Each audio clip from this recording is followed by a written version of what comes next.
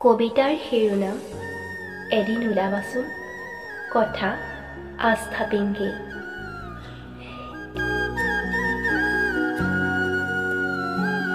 এদিন ওলাবাচোন বৰ ভাল লাগে জানা। শুভ্ৰ ডাৱৰৰ আৱেশত সেউজীয়াবোৰৰ মাজে মাজে পৃথিৱীখন চোৱা ৰোমাঞ্চকৰ যাত্ৰা। ঘৰখন সাৰি মচি আই বোপাইলৈ এসাঁজ যোগাৰ কৰি অলপতে ওলাম বুলি ভাবিছো, বিশাল পৃথিৱীৰ উমান মৰম বিচাৰি।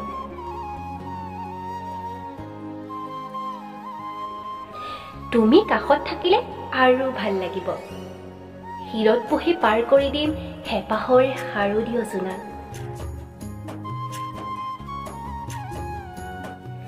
সাগৰৰ তীৰত বহি আবেলিৰ হেঙুল চাই সোমাই যাম মৰমৰ গভীৰৰ পৰা গভীৰতম প্ৰান্তলৈ। এদিন ওলাবা, বিশাল পৃথিৱীৰ বিচিত্ৰ অনুভূতি বুজ লম, শোষিতসকলৰ মৌনতাৰ আত্মপাত শুনি।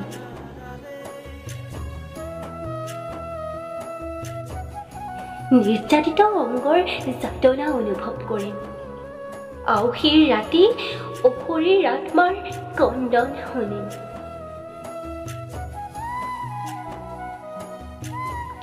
চুকে কোণে বেদনাৰ অনুভূতি বুজ লৈ অকণমান সহানুভূতি বিনিময় কৰিম, অকণমান সাহস দিম হতাশাই আৱৰি ধৰা নিৰুৎসাহীজনক।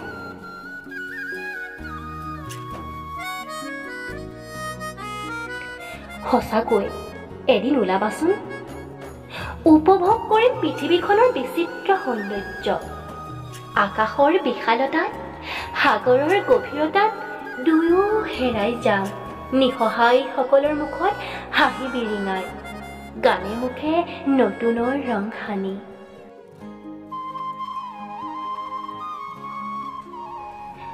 তুমি পাৰিবা, কিয়নো তুমি মোক ভাল পোৱা। আমাৰ মিলনত যদি কাৰোবাৰ মুখত হাঁহি বিৰিঙে, সপোন হেৰুৱা মানুহে যদি পুনৰ সপোন ৰচে,